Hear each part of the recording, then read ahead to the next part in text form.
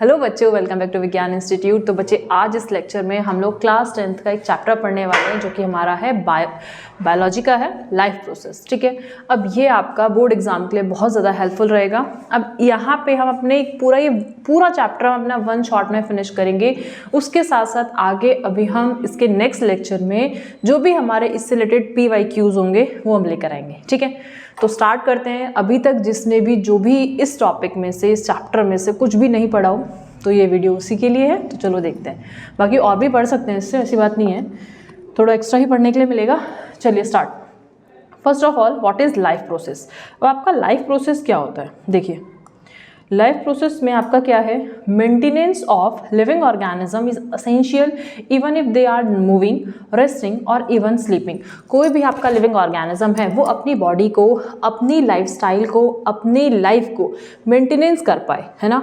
किसके लिए? अपने मूवमेंट के लिए, अपनी रेस्टिंग के लिए, अपनी एवरीथिंग, जितनी भी उसकी सारी लाइफ प्रोसेसेस होती हैं, उसकी जो डेली लाइफ में जितनी भी सारी उसकी परफॉर्मेंस एक्टिविटी होती है उनको कंट्रोल कर पाए, उनको मेंटेनेंस कर पाए। Second point is the process which together perform the function of maintenance of life. Same बात आ गई कि वो एक ऐसा फंक्शंस परफॉर्म करती हैं जो आपकी लाइफ को क्या करती है, मेंटेनेंस करती है। Are called life process. वो सब आपका क्या होता है, लाइफ प्रोसेस होता है। जैसे कि देखो यहाँ पे ये आपका जो डॉग है ये आपका स्लीप कर रहा है, ठीक है। इसके बाद यहाँ पे अलग अलग ऑर्गेनिज्म हैं, ये अपना यहाँ पे ग्रेजिंग कर रहे हैं, ठीक है। चलिए अब नेक्स्ट इसमें हम लोग देखते हैं, just a minute. Next, nutritions, respirations, circulation, excretion are example of the essential of life process. ये सारे हमारे लाइफ प्रोसेस के लिए असेंशियल एग्जाम्पल हैं। खाना नहीं खाएंगे तो हम कैसे सर्वाइव कर पाएंगे। सेम एज रेस्पायर, अगर हम सांस नहीं लेंगे तो कैसे सर्वाइव करेंगे, है ना। सर्कुलेशंस, हमारी बॉडी में जो हमारा ब्लड का सर्कुलेशन है वो किस लेवल पर होता है, तो ये भी वही होना ज़रूरी है। एक्सक्रिएशन, अब यूजफुल जो चीज़ें हैं, न्यूट्रिशन है, एनर्जी तो मिल गई, लेकिन अब जो वेस्ट मटेरियल है वो भी तो एक्सक्री आउट होगा ना, तो वो हम सारा पढ़ते हैं अपने एक्सक्रिएशन में। तो these are the essential parts of the life process. Clear. अब नेक्स्ट पॉइंट देखिए, नेक्स्ट इसमें आता है, इसमें हमारा अब आपको कुछ यहाँ पे यूनिसेलुलर दिखेगा, कुछ आपको मल्टीसेलुलर दिखेगा। सिंपल सी बात है, यूनिसेलुलर मल्टीसेलुलर तो आप पढ़ कर आए हैं। यूनिसेलुलर जो आपका सिंगल सेल से बना है, मल्टीसेलुलर जिसमें मेनी सेल्स हैं। तो unicellular organism, all these processes are carried out by the single cell. मतलब यूनिसेलुलर भी आपकी सारी लाइफ प्रोसेस को कंप्लीट करेगा और जो मल्टीसेलुलर होगा वो भी करेगा, बट जो यूनिसेलुलर होगा सिर्फ वो सिंगल सेल से करेगा। और जो आपका मल्टीसेलुलर ऑर्गेनिज्म होगा, वेल डेवलप्ड सिस्टम, उसमें पर्टिकुलर वेल डेवलप्ड सिस्टम है। अब किस बात की हम सिस्टम की बात कर रहे हैं, हम यहाँ पे रेस्पिरेटरी की बात कर रहे हैं, यहाँ पे सर्कुलेटरी की बात कर रहे हैं। अब जो हमने खाना खाया मींस हमारा डाइजेशन या डाइजेस्टिव सिस्टम की बात करेंगे, ठीक है। तो मल्टी सेलुलर में वो सारे क्या होंगे बच्चे, हमारे वेल डेवलप्ड होंगे।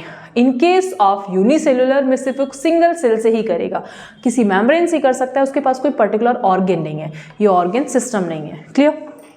नेक्स्ट आते हैं, नेक्स्ट अब हम देखेंगे इसमें आपका फर्स्ट टॉपिक इसमें आता है आपका न्यूट्रिशन। तो ये आपका फर्स्ट टॉपिक है, the process of acquiring food that is needed for the nourishment and substances of the organism. Meaning कि कोई भी एक ऐसी प्रोसेस है जो भी हमें क्या दे रही है, यहाँ पे एक नरिशमेंट दे रही है, एक न्यूट्रिशन दे रही है, जिसके थ्रू हम, न्यूट्रिशन तो वही होता है ना जिसके थ्रू जो भी अगर हम गेट कर ले, हमें ले लें तो हमें एक एनर्जी मिल जाएगी, है ना। अब न्यूट्रिशन क्या है, न्यूट्रिशन इज एक ग्रीक वर्ड है, न्यूट्रिएंट। न्यूट्रिएंट से आया है, इसका मतलब क्या होता है कि हमें एक अच्छे अमाउंट में पूरी एनर्जी देना, और जब हमें एनर्जी मिल जाएगी तो हम अपने हर काम इन द सेंस रेस्पायरेशन हो, आपका सर्कुलेशन हो, आपका डाइजेशन हो, आपका आप मूवमेंट भी बोल सकते हो, हम बहुत अच्छे से कर पाएंगे। और अगर हम खाना नहीं खाएंगे तो क्या हम मूव कर पाएंगे, या हम अपना सेलुलर रेस्पायरेशन हो पाएगा, सेलुलर रेस्पायरेशन हो तो पाएगा, बट इतना अमाउंट ऑफ एनर्जी की रिक्वायरमेंट रहेगी वो हमारी बॉडी में नहीं रहेगी, है ना। चलिए बच्चा आगे देखते हैं। There are the two main modes of nutrition, autotrophic and heterotrophic. अब ये तो सिंपल सी बात है, बहुत सिंपल सा अच्छा सा टॉपिक है ये, आपका पढ़कर आए हो बचपन से ही। अब जल्दी से इसको देखो और फिनिश करो। हेटरोट्रॉफिक, पहले हेटरोट्रॉफिक न्यूट्रिशन देख लो। Has sub types as the holozoic, saprotrophic and parasitic. अब मैं आपको सिंपल सी लैंग्वेज से बता देती हूँ। हेटरोट्रॉफिक, हेट्रो मीन्स, या आप बोल सकते हैं heterotrophic consist of two word, hetero plus trophic. Hetero means होता है बच्चा डिफरेंट, और ट्रॉफिक मतलब क्या हो गया आपका एक टाइप का एक मतलब एक ऑर्गेनिज्म के थ्रू जो एक dependence of the organism which acquire the nutrients from the और द अदर प्लांट्स या अदर एनिमल्स, किसी के भी थ्रू वो प्लांट ले या एनिमल्स ले, वहाँ से वो न्यूट्रिशन लेता है, तो वो क्या हो जाएगा आपका heterotrophic, means they depend on others या दे डिपेंड्स ऑन होस्ट बॉडी। अब वो अलग अलग टाइप ऑफ बॉडी पे डिपेंड्स हो सकता है, ठीक है। तो यहाँ पे भी आपने क्या देखा, ये हेट्रोट्रॉफ्स देखा। होलोजोइक न्यूट्रिशन कैसा होगा, होलोजोइक का मतलब होगा कि वो कंप्लीटली होस्ट बॉडी पे आपका बोल सकते हो आप क्या करेगा, मतलब कॉम्प्लेक्स फूड को लेगा होस्ट बॉडी पे, आप नॉर्मल नहीं, आप इसे बोलो सिर्फ कॉम्प्लेक्स फूड को कन्वर्ट कर देता है सिंपल फॉर्म में, ओके। नेक्स्ट इसमें हम पढ़ेंगे सैप्रोफाइट्स। अब सैप्रोफाइट्स क्या होता है, सैप्रो आप पढ़ोगे इसमें रॉटन एरिया, यानी which organism are grown on a rotten area, जो सड़े हुए गलों जो आपकी गली जो चीज़ें होती हैं वहाँ पे जो ऑर्गेनिज्म ग्रो कर जाता है वो आपका सैप्रोट्रॉफ। क्या कुछ पिक्चर्स दिख रही है हमें, यस पिक्चर्स हमें दिख रही है, कौन सी, मशरूम। तो मशरूम किसका एग्जाम्पल है आपका, सैप्रोट्रॉफिक का। होलोजोइक का एग्जाम्पल क्या है इसमें आपका, ये रहा, ये आपने देख रहे हो, एक आदि मानव बैठा हुआ है आराम से और ये क्या खा रहा है, बहुत कॉम्प्लेक्स फूड खा रहा है which is a convert into a simpler form. आगे जाके जब इसका डाइजेशन प्रोसेस कंप्लीट होगा तो वो छोटे छोटे पार्टिकल्स में कन्वर्ट हो जाएगा, that is called holozoic. Parasitic क्या है, अरे हमें कुछ प्लांट दिख रहा है, उसके ऊपर कुछ में येलो कलर्स की थोड़ी क्या दिख रही है, आप क्या बोलोगे इन्हें, एक फाइबर्स लाइक एक थ्रेड लाइक स्ट्रक्चर्स दिख रहे हैं, बट ये छोटे से नहीं होते, ये बहुत पावर होती है, इनमें बहुत स्ट्रॉन्गेस्ट होते हैं। अब ये क्या करते हैं, ये पता है क्या करेंगे, जितने भी अब ये जो आपकी ग्रीन प्लांट्स होंगे ना बच्चे, इसका सारा न्यूट्रिशन खा जाते हैं। मतलब parasitic, they grow on host body and directly harmful to them, इनको डायरेक्टली हार्म कर देते हैं, ठीक है। तो ये हो गए आपके पैरासाइट। चलिए जी नेक्स्ट आते हैं, हम नेक्स्ट देखते हैं।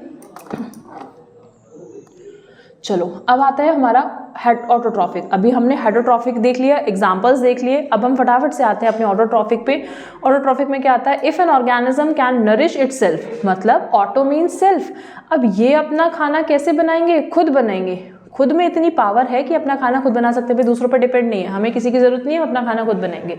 ये कौन है, आपके ग्रीन प्लांट्स होंगे, ठीक है। By making it's own food using sunlight, but sunlight तो चाहिए ना, ऐसा नहीं है हर कोई अपना अकेले काम कर सकता है, किसी ना किसी को कैसे ना कैसे रिक्वायरमेंट तो होती है, ठीक है। अब आप डायरेक्टली बोल लो या फिर इनडायरेक्टली बोल लो। सनलाइट्स और chemical is called as a autotrophic nutrition. पर कोई अगर हो तो बताना कि अगर कोई सेल्फ ही डिपेंडेंट हो, अपने आप ही कर सके, किसी ने आज तक किसी की भी किसी तरीके से कोई हेल्प ही ना ली हो, ठीक है। चलिए जी, प्लांट्स आपके फोटोसिंथेसाइज करते हैं, यूज द सनलाइट एनर्जी करते हैं, are called photo autotroph. Photo means light, autotroph मतलब अपना खाना खुद बनाना, but with the presence of light, okay. And also main point क्या, ग्रीन प्लांट्स, अगर ग्रीन प्लांट्स नहीं होगा तो अपना खाना कैसे बनाएगा, ग्रीन प्लांट्स मतलब क्लोरोप्लास्ट और क्लोरोफिल, अगर क्लोरोप्लास्ट नहीं है तो भाई कैसे बना देगा, और तो प्लांट नहीं बनाते नॉन ग्रीन प्लांट्स, है ना। चलिए सेकेंड पॉइंट्स में आता है आपका, few bacteria are use chemicals to drive energy, are called chemoautotroph. अब कुछ बैक्टीरियाज ऐसे होते हैं जो कि अपने केमिकल्स के थ्रू अपना खाना बनाते हैं। यहाँ पे आते हैं बेटा आपके सल्फर बैक्टीरिया। ये जो आपके बैक्टीरियाज हैं इनका नाम है यहाँ पे सल्फर बैक्टीरिया। ये कैसे हैं, एक सेकेंड, ये हैं आपके यहाँ पे सल्फर बैक्टीरिया। ये अपने क्या करते हैं, केमिकल्स के थ्रू अपना खाना बनाते हैं, ये भी सेल्फ बनाते हैं, ठीक है। अब आ जाओ अपने नेक्स्ट टॉपिक पे, फोटोसिंथेसिस। आई थिंक थोड़ा कुछ समझ में आ ही रहा होगा, बाकी हम नेक्स्ट टाइम इससे रिलेटेड सारे क्वेश्चंस डिस्कस करेंगे कि हमारे कैसे कैसे क्वेश्चंस आते हैं। पढ़ना तो बहुत ईजी होता है, लेकिन हम क्वेश्चन सॉल्व कैसे कर पाते हैं वो भी एक कम टाइम में, तो उसको हम चेक करेंगे, ठीक है। और एक हम पूरी एक टेस्ट सीरीज भी करेंगे इसमें, जिसमें हम अपना एक टाइम ड्यूरेशन रखेंगे कि हम इतना टाइम में MCQ करते हैं तो कितने टाइम में हम अपने क्वेश्चन पूरे सॉल्व कर पाते हैं, क्लियर। चलिए फोटोसिंथेसिस क्या आता है, photosynthesis is an important process by which food is form. Obvious सी बात है, photo means light, synthesis means formation, light के थ्रू आपका फॉर्मेशन हो रहा है फूड का, तो एक इंपॉर्टेंट प्रोसेस है। The plant make food using sunlight and water. अब मैं इसकी फटाफट से आपको यहाँ पे रिएक्शंस बताती हूँ। देखो सबसे पहले तो बच्चे, सबसे पहले आपको प्लांट को क्या चाहिए, एटमॉस्फेयर से कार्बन डाइऑक्साइड चाहिए प्लस वाटर चाहिए and presence of sunlight. Sunlight तो मेन रोल है, अगर सनलाइट ही नहीं होगी तो फोटोसिंथेसिस कहाँ से होगी। दूसरी बात आपका इसमें क्लोरोफिल, क्लोरोफिल होना एसेंशियल है, ठीक है। यहाँ पे कन्वर्ट हो गया आपका C6H12O6 और प्लस O2, इसको बैलेंस कर लो 6O2, यहाँ पे आपका ये वाटर, जस्ट अ मिनट, यहाँ पे 12H2 हो जाएगा, यहाँ पे 6O2 हो जाएगा और यहाँ पे प्लस आपका क्या आ जाएगा, यहाँ पे आपका वाटर भी आ जाएगा 6H2। अब ये बैलेंसिंग कैसे करी हमने, अभी बैलेंसिंग हम अपनी केमिकल रिएक्शन एंड इक्वेशन में जो हम बैलेंस करते हैं, हमारा केमिस्ट्री का फर्स्ट चैप्टर है, उसमें हम देखेंगे, उसमें हम सीखेंगे भी। चलो यहाँ पे हमारी 6 2 12 हो गई, 6 2 12 हो गई, यहाँ पे हमारी 12 12 24, तो 12 2 24। हाइड्रोजन तो बैलेंस हो गए, देख लेते हैं एक बार। कार्बन हमारे यहाँ पे कितने 6 हैं, तो यहाँ पे भी हमारे कार्बन कितने हैं 6 हैं। H12 हो गए, O कितने हैं, O काउंट करो फटाफट से, O 6 2 12, यहाँ पे 12 मतलब ये 6 और यहाँ पे ये 6 12 हो गए और 6 2 12 हो गए, बैलेंस हो गया। चलो तो अब हमने फटाफट से अपनी रिएक्शंस भी पढ़ ली, फोटोसिंथेसिस की डेफिनेशन देखी कि इंपॉर्टेंट प्रोसेस होती है। मेन बात और हमने क्या पढ़ा कि make food using sunlight and water which provide the nourishment to the other organism and themselves, ठीक है। अब आपको यहाँ पे सनलाइट दिख रही है, सन की यहाँ पे रेजेस पड़ रही है, ये ग्रीन प्लांट से आपका ऑटोट्रॉफ है, ये आपका हेटरोट्रॉफ है। अब आप देख रहे हो ऑटोट्रॉफ भी सनलाइट पर डिपेंड है और हेटरोट्रॉफ ऑटोट्रॉफ पे डिपेंड है, तो वो डायरेक्टली और इनडायरेक्टली दोनों तरीके से डिपेंडेंट है, ठीक है। इसके बाद क्या ऑटोट्रॉफ हेटरोट्रॉफ पे डिपेंड नहीं करता, कि ऑटोट्रॉफ ऑर्गेनिज्म पे डिपेंड नहीं होता, होता है। कैसे बेटा, अगर हेटरोट्रॉफ है, कोई ऑर्गेनिज्म है, कोई एनिमल है, जब तक वो CO2 नहीं देगा तो प्लांट अपना खाना कहाँ से बना लेगा, तो प्लांट भी तो डिपेंड है। चलो पिक्चर्स देख रहे हो आप, बहुत ईजी सी पिक्चर है। ये आपका ग्रीन कलर का प्लांट्स है, नीचे से सॉइल से उसको वाटर मिल रहा है, ऊपर से उसको सनलाइट मिल रही है, यहाँ पे ऑक्सीजन आउट, ऑक्सीजन प्रोड्यूस कर रहा है और कार्बन डाइऑक्साइड को इनटेक कर रहा है, and chloroplast of green leaf है ये आपकी, ठीक है। चलिए, chlorophyll present in the green parts observe light energy, मतलब जो क्लोरोप्लास्ट रहता है या chlorophyll which have to capable to trap the sunlight, उसमें कैपेबिलिटी है कि वो क्या कर ले, सनलाइट को ट्रैप कर ले। नेक्स्ट पॉइंट देखते हैं, this light energy is used to split water into a hydrogen and oxygen. इसको मैं ऐसे भी बोल सकती हूँ कि this light energy is converted into a chemical energy. Obviously बात है, सनलाइट आ रही है, लाइट एनर्जी आ रही है, किसमें कन्वर्ट हो गई, केमिकल एनर्जी में। क्या केमिकल हुआ, हाइड्रोजन बन रहा है, ऑक्सीजन बन रहा है, मेन आपका ग्लूकोज बन रहा है। लेकिन क्या आपका जो प्लांट है वो अपना खाना ग्लूकोज के फॉर्म में स्टोर करता है, नहीं जी, अपना खाना ग्लूकोज के फॉर्म में स्टोर करके नहीं रखता, वो किसके फॉर्म में करता है, आपका स्टार्च के फॉर्म में। किसके फॉर्म में स्टोर करेगा, अपना स्टार्च के फॉर्म में, ठीक है। यहाँ पे अब आपने देख लिया ये किस किस की प्रेजेंस थी, यहाँ पे आपने देखा CO2 की प्रेजेंस थी। जस्ट अ मिनट, मैं इसके मार्कर को जरा चेंज कर रही हूँ, देखो जल्दी से। CO2 हो गया, वाटर हो गया, फोटोसिंथेसिस हो गई, ग्लूकोज बन गया, ऑक्सीजन बन गया। चलो अब नेक्स्ट आओ फटाफट से, hydrogen is then use to reduce carbon dioxide into carbohydrate, typically glucose. Glucose बन रहा है, किससे बन रहा है, हाइड्रोजन जो है वो रिड्यूस हो रहा है, ठीक है। अभी आपने रिएक्शंस के थ्रू देखा, नहीं तो यहाँ पे ये भी दी हुई है कि carbon dioxide plus water plus sunlight, photosynthesis हो रही है ग्लूकोज। मतलब आपका ये जो हाइड्रोजन है इस कार्बन डाइऑक्साइड के साथ प्लस ये जो वाटर ऐड हो रहा है, इसके साथ आपका क्या हो रहा है, रिडक्शंस हो रहा है, रिड्यूस हो रहा है और कार्बन डाइऑक्साइड आपका बन रहा है, ठीक है। किस में कन्वर्ट हो रहा है, आपका ग्लूकोज में, यानी कार्बोहाइड्रेट में। यहाँ पे ये तो पिक्चर्स हमें समझ में आ गई। इसके बाद इसके और डीप पिक्चर्स है कि आप देख सकते हो, ये आपका यहाँ पे स्ट्रोमा है, क्लोरोप्लास्ट के अंदर स्ट्रोमा लेमेला होता है, स्ट्रोमा होता है, तो जो कि जहाँ पे छोटे छोटे आपके कनेक्टिव सेल्स होते हैं, connective cells in the sense यहाँ पे पैलिसेड्स मेम्ब्रेन होती हैं जो कि ट्रैप करती हैं सनलाइट को, और यहीं पे इनमें क्या होता है, ये ATP को जनरेट करेंगी। ATP generate in the sense यहाँ पे ATP यूटिलाइज होगा और माइटोकॉन्ड्रिया उसे एनर्जी देगा कि भाई आप ट्रैपिंग करने की अपनी कैपेसिटी को रखे रखो, तभी तो वो ट्रैप कर पाओगे, ठीक है। तो इतना डीप आपके इसमें नहीं है, आगे चलते हैं। अभी हम यहाँ पे हमने अपर लीफ सरफेस देखा, फोटोसिंथेसिस सेल्स देखी, ये कटवे सेक्शन ऑफ लीफ। यहाँ पे बेटा ये वाली पिक्चर्स आपकी मोस्ट इंपॉर्टेंट है, जो कि बोर्ड ऑफ एग्जाम से आपसे यहीं से, ये NCERT की पिक्चर आपसे यहाँ से क्वेश्चन पुटअप होता है, ठीक है। यहाँ पे आपको पिक्चर्स दे देंगे, इसमें लेबलिंग आपसे पूछते हैं। तो आपने फर्स्ट मेम्ब्रेन देखी, फर्स्ट मेम्ब्रेन आपकी क्यूटिकल, सेकेंड मेम्ब्रेन देखी, इसमें आपकी एपिडर्मिस, अपर एपिडर्मिस, नीचे देखिए, मैं भी नीचे से लेबलिंग कर रही हूँ अभी यहाँ पे। फर्स्ट आपने क्यूटिकल देखी, सेकंड मेम्ब्रेन इसमें आपने अपर एपिडर्मिस देखी, उसके बाद लास्ट वाली मेम्ब्रेन इसमें आपने एपिडर्मिस देखी, लेकिन कैसी, लोअर, इसके बाद बच्चे यहाँ पे आपका ये क्या है, पैलिसेड पैरेन्काइमा। ये कौन सी मेम्ब्रेन है, पैलिसेड और स्पॉन्जी पैरेन्काइमा। मतलब आपका जो मीजोफिल है, आप बोलेंगे mesophyll is a third membrane. ये तो आपकी लोएस्ट में, चलो इसको नंबर 4 काउंट करती हूँ। यहाँ पे ये मीजोफिल थर्ड हो गया। अब थर्ड भी आपका ए और बी में गया, ठीक है। Mesophylls have a lot of amount of chloroplast और क्लोरोफिल।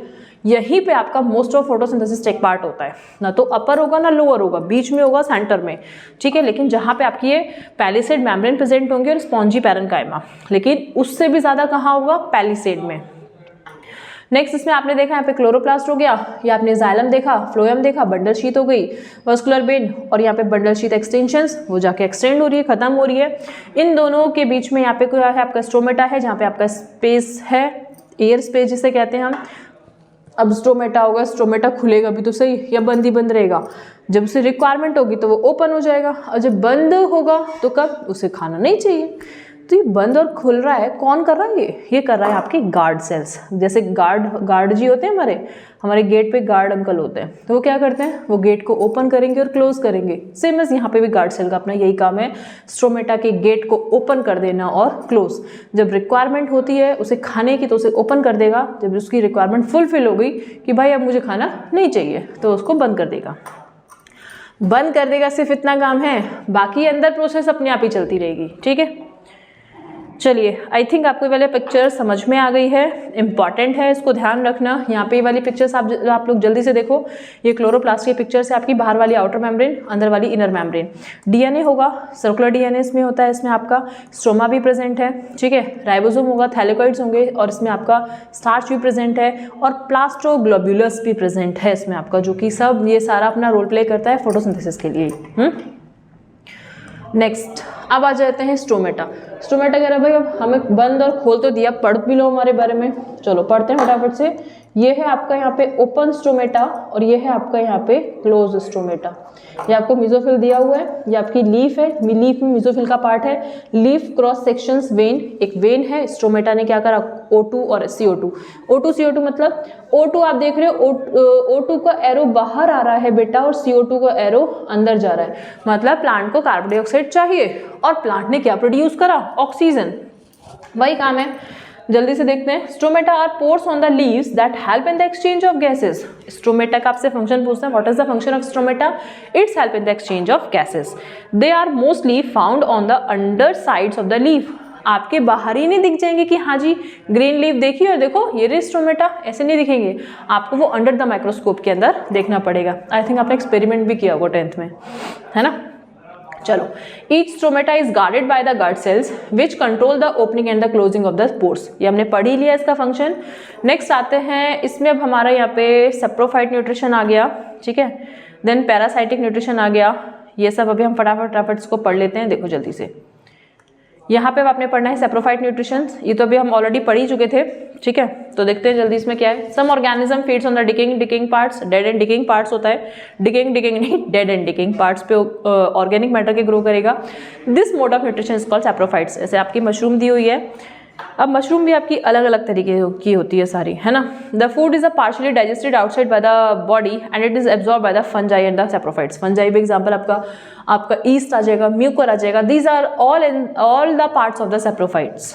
क्लियर।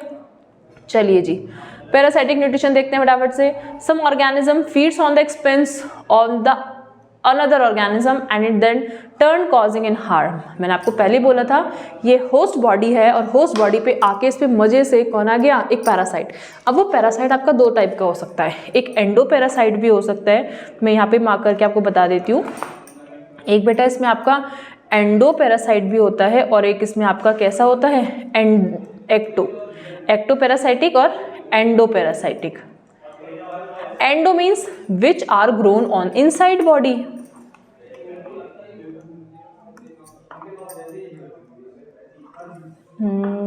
इसको चेंज करते हैं। चलिए, ये कहाँ पे आपका इनसाइड बॉडी में चेंज होगा, और ये कहाँ पर होगा आपका आउटसाइड बॉडी में। ये इनसाइड बॉडी पे होगा चेंज इन द सेंस उसकी बॉडी सरफेस पे जाके उसका पूरा न्यूट्रिशन ले लेगा, तो ऑब्वियसली बात है उसका चेंज हो गया, न्यूट्रिशन लेगा और उसको डिसीज भी कॉज कर रहा है ना। This is called the parasitic mode of nutrition. Parasitic mode of nutrition हो जाएगा। यहाँ पे आप देखो दीज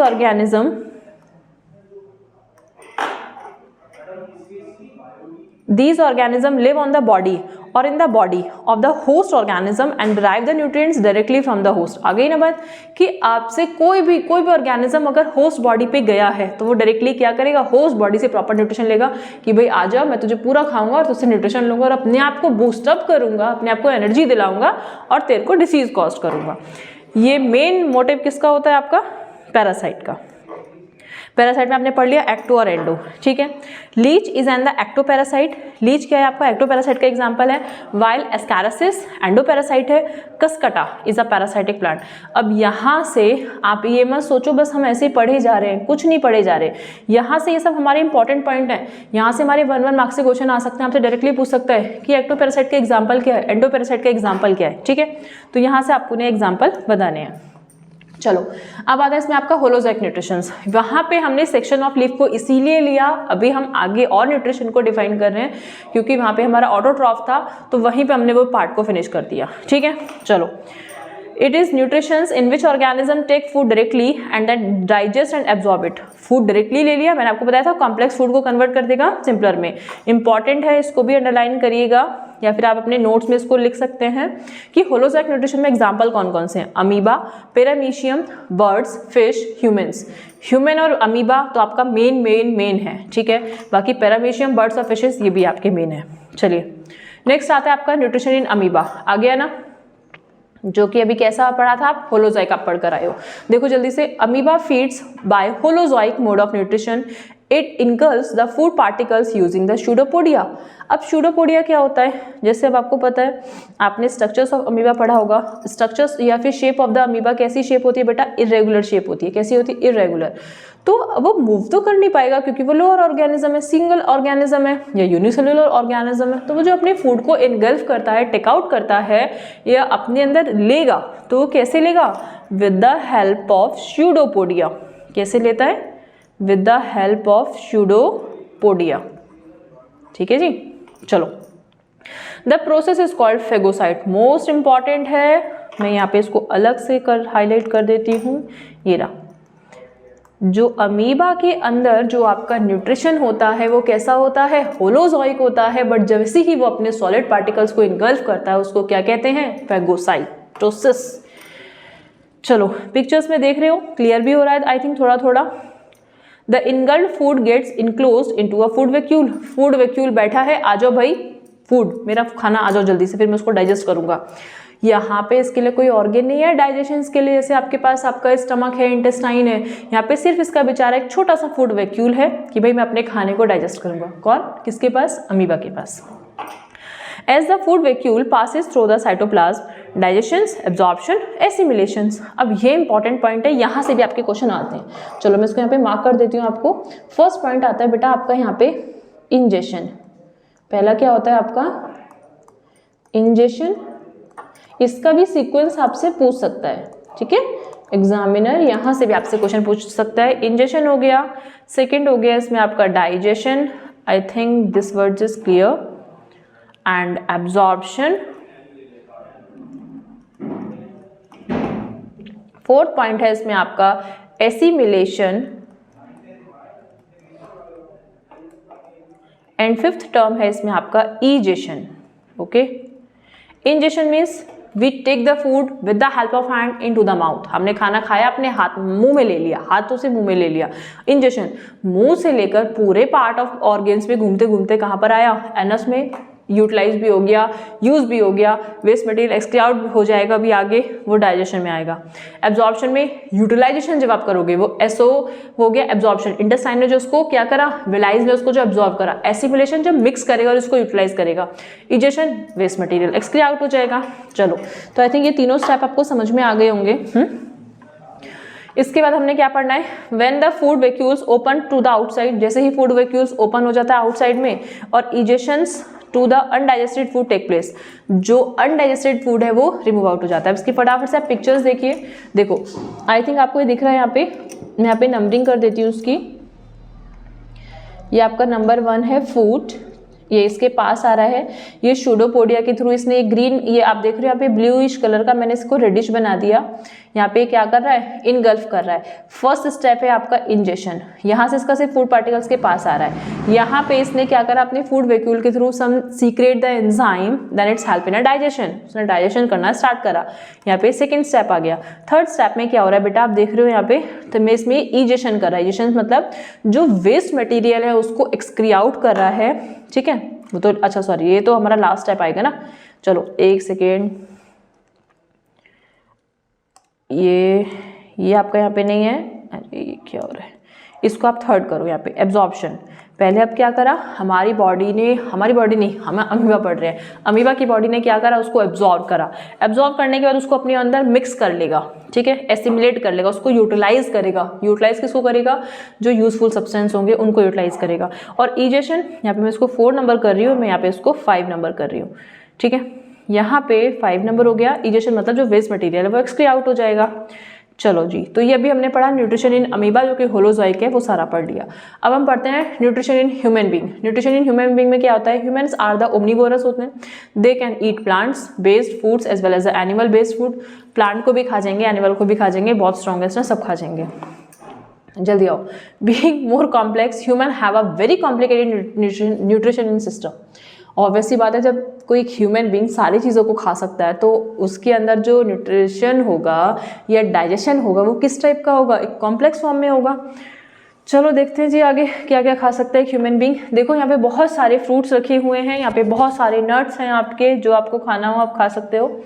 यहाँ पे बहुत सारे हमारे क्या क्या है, फिशेस रखी हुई है, केमिकल्स रखे हुए हैं, और आपके यहाँ पे मिल्क रखा हुआ है, डेयरी प्रोडक्ट्स आ गए सारे, है ना। और यहाँ पे ये पूरी हमारी एक क्या है, 56 भोग तो नहीं है, थोड़े कम है, पर हाँ ठीक है, एक फुली डाइट है हमारी। इसमें हमारा कार्बोहाइड्रेट, प्रोटीन, और आपका इसमें सैलेड भी है ना, पिकल भी है, सारी चीज़ रखी हुई है। चलो देखते हैं सारे, हम इसमें पूरा विटामिन्स मिनरल सब सारे मिल जाएंगे। The digestive system has an alimentary canal and the associated digestive glands. अब एलिमेंट्री कैनाल है, उसमें अब आपकी वो क्या होगा, उसमें एंजाइम भी तो हैं, डाइजेस्टिव एंजाइम भी तो हैं, ग्लैंड्स भी तो हैं, which together function as a nourishes the body, और बॉडी को क्या करेगा, नरिशराइज करेगा, ठीक है।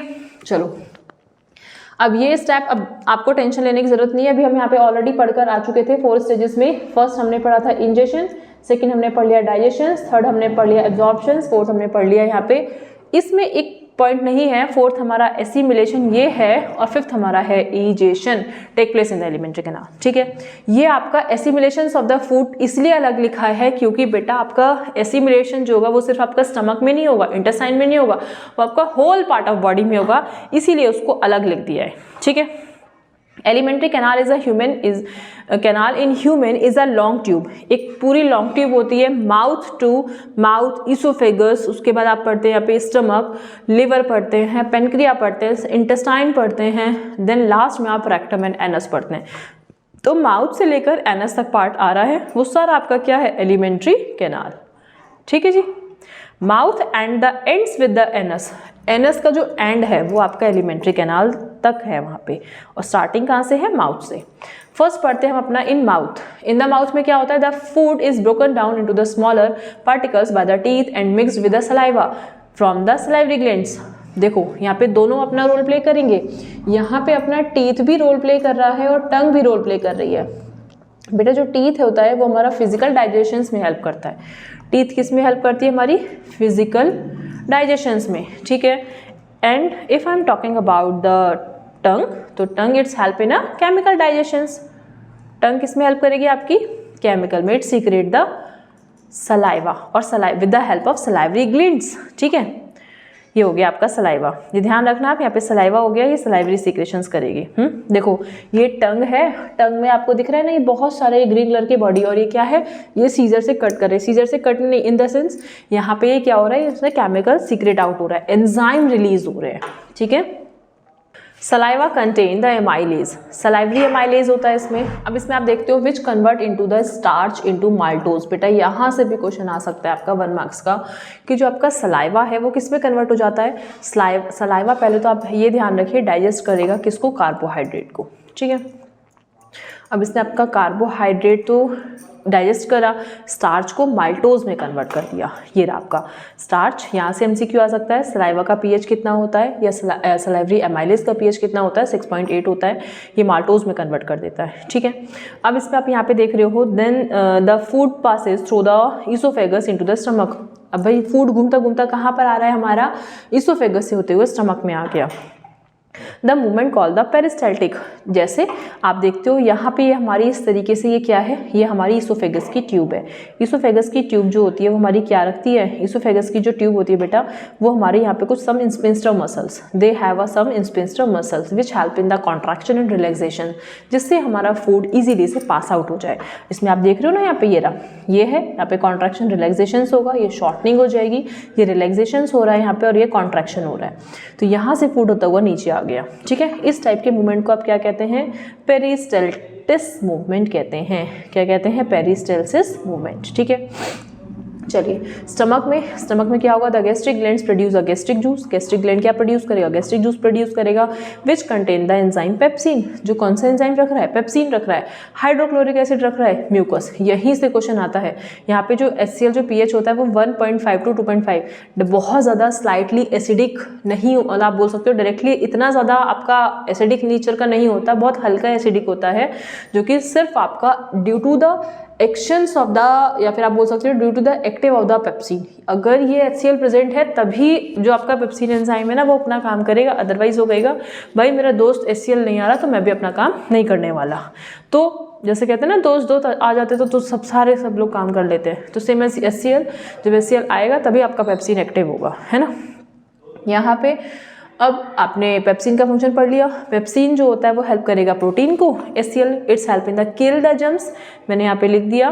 पहले तो आप फर्स्ट पॉइंट लिख लीजिए, it's provide the acidic medium of the food. ये आपका कैसा प्रोवाइड कराएगा, फूड को हमारा एसिडिक मीडियम करेगा। सेकेंड पॉइंट्स में आप बोलोगे इट किल द जर्म्स, ये जो भी हमारे जर्म्स होंगे उनको क्या कर देगा, किल कर देगा। म्यूकस जो होता है वो एक वाटरी सब्सटेंस प्रोड्यूस होता है, it's help in a secretions. If mucus are not secrete, अगर म्यूकस सीक्रेट्स नहीं होंगी देन क्या होगा, यहाँ पे जो आप देख रहे हो ये जो स्टमक की जो इनर लाइनिंग है उनका क्या हो जाएगा, आउम सीक्रेशंस, वो अपने ही को ही खाना शुरू कर देती हैं। If mucus is not present then the own secretions of the inner lining of stomach की इनर लाइनिंग का सीक्रेशन हो जाएगा एंड कॉज अ अल्सर, और वहाँ पे क्या होना शुरू हो जाएगा, घाव होने शुरू हो जाएंगे, अल्सर होना शुरू हो जाएगा। ठीक है, चलिए अब देखो जल्दी से क्या दिया हुआ है, hydrochloric acid make the medium acidic, पढ़ लिया हमने फटाफट से अभी, and helps in the activation of pepsin, और पेप्सिन भी एक्टिव तभी होगा, pepsin break down into a protein, ये भी हम पढ़ कर आए हैं। कैसे बना कि पेप्सिनोजन है, HCl के प्रेजेंस में है, पेप्सिन प्लस प्रोटीन। यहाँ से MCQ आपका आ सकता है, ध्यान रखिए। पेप्सिनोजन है, HCl की प्रेजेंस होगी, किस में कन्वर्ट हो जाएगा आपका, पेप्सिन और प्रोटीन में। उसके बाद ये कन्वर्ट हो जाएगा आपका प्रोटीएज और पेप्टोन में। ठीक है, चलो जी नेक्स्ट स्मॉल इंटेस्टाइन के पास आ गया। अब small intestine is not small, अरे नाम तो इसका स्मॉल है तो ये स्मॉल क्यों नहीं है, और लार्ज का नाम लार्ज है तो वो लार्ज होनी चाहिए, बट दोनों ही एक दूसरे के अपोजिट है ना। Small intestine of the herbivore is longer. Herbivores की आप बात करोगे, हर्बीवोरस मतलब which eat in the green plants, या ग्रासेस, घास खाएगा तो उसकी बड़ी हो जाएंगी। बाकी जो नॉर्मल जो अपना कार्निवोरी होगा या ओमनिवोरी होगा उसकी सिंपल रहेंगी, छोटी रहेंगी। ये आपका रैबिट जी बैठे हुए हैं, ये आपकी ये कौन है, ये तो कार्निवोरी तो पूरी फॉक्स है। ठीक है, तो इसकी अब देख रहे हो ये कहाँ से इसका स्टमक से ऐसे इंटेस्टाइन घूमते घूमते घूमते, अरे भाई कितने राउंड ले रही है ना, बहुत ज़्यादा राउंड ले रही है। ये क्या है आपका स्मॉल इंटेस्टाइन नहीं है, इसको हम लार्ज ही बोलेंगे, वैसे नाम इसका स्मॉल होता है, इसलिए होता है क्योंकि ये पता क्या करती है, ऐसे जिगजैग वे में होती है। Zigzag way in the sense ऐसे हाईली कॉइल्ड आप इसे कह सकते हो, ऐसे करके होती है ये, है ना, पता नहीं चलता ये बड़ी है या ये छोटी है, छोटी सी लगती है। यहाँ पे ये भी आपकी जो होगी छोटी होगी, लेकिन एज कंपेयर टू किसके, मतलब जो स्मॉल इंटेस्टाइन है दोनों ही बड़ी है, बट जो आपकी कार्निवोरी की होगी वो थोड़ी छोटी होगी और हर्बीवोरी की थोड़ी बड़ी होगी। The food is mixed with a bile from the liver. अब जो फूड जो होगा वो क्या होगा, हमारा बाइल जूस में आके लिवर में आके मिक्स हो जाएगा and pancreatic juice from the pancreas, और पेनक्रिया से क्या आएगा आपका पेनक्रिएटिक जूस आएगा। अब एक फंक्शन आपसे पूछते हैं, what is the function of bile juice? Bile break down fat into the smaller globules, या आप बोल सकते हैं bile juice help in the emulsification of fat molecules, उसको डाइजेस्ट करने का काम करता है। नेक्स्ट, पेनक्रिएटिक जूस का काम क्या है? Contain the trypsin and lipase. अब ट्रिप्सिन क्या था? एमाइलेज ने कार्बोहाइड्रेट को डाइजेस्ट किया था, ट्रिप्सिन ने आपका प्रोटीन को डाइजेस्ट करेगा, लाइपेज में आपका लिपिड को करेगा। देखो फटाफट से समझते हैं। प्रोटीएज, एंडोपेप्टाइडेज, यहाँ पे प्रोटीन को डाइजेस्ट करेगा, पेप्टाइड्स और अमाइनो एसिड, ये कॉम्प्लेक्स फॉर्म है। Peptides, amino acid simpler form हो गए। यहाँ पे एमाइलेज हो गया, डाइजेस्ट शुगर हो गया, स्टार्च हो गया, और माल्टोज उसका भी सिंपलर फॉर्म हो गया। Nucleus, DNA, RNA, nucleic acid nucleosides में कन्वर्ट हो गया। ठीक है। Trypsin break down the proteins and the lipase break down in the fat. आपने पढ़ लिया, ये लाइपेज डाइजेस्ट फैट, ये होते हैं आपके डाइट्री फैट्स होते हैं। ठीक है। उसके बाद यहाँ पे आपके क्या होता है, ये बाइल जो सॉल्ट्स होते हैं, इमल्सिफाई फैट्स, ये आपके मोनोग्लिसराइड्स फैटी एसिड्स हैं, ये आपके ट्राइग्लिसराइड्स हैं, ये आपके मोनोग्लिसराइड्स, जो सिंपली से इजीली से ब्रेक डाउन हो जाता है, जो आपके सैचुरेटेड फॉर्म में होते हैं, और जो ट्राइग्लिसराइड जो होते हैं आपके अनसैचुरेटेड मीन्स जो आपके डबल और ट्रिपल बॉन्ड के होते हैं, ये आपके सिंगल बॉन्ड के होते हैं। ठीक है। इन द स्मॉल इंटेस्टाइन, अब फूड हमारा घूमता हुआ स्टमक से आ गया, पेनक्रियाज ने अपना काम कर दिया, लिवर ने अपना काम कर दिया, अब आती है बात स्मॉल इंटेस्टाइन की। ये चैप्टर बोरिंग नहीं है, ये चैप्टर में आपको अलग अलग नई नई चीज़ें सीखने को मिलती हैं, जैसे हमारा डाइजेशन होता कैसे है, कौन सा रोल प्ले कौन करता है।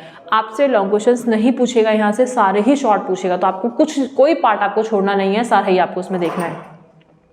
एक बार पढ़ लो, एक बार रिवाइज कर लो, सारी चीज़ें फिर क्लियर हो जाती हैं अपने आप। थोड़ा सा पेशेंस बना के रखो, हो जाएगा।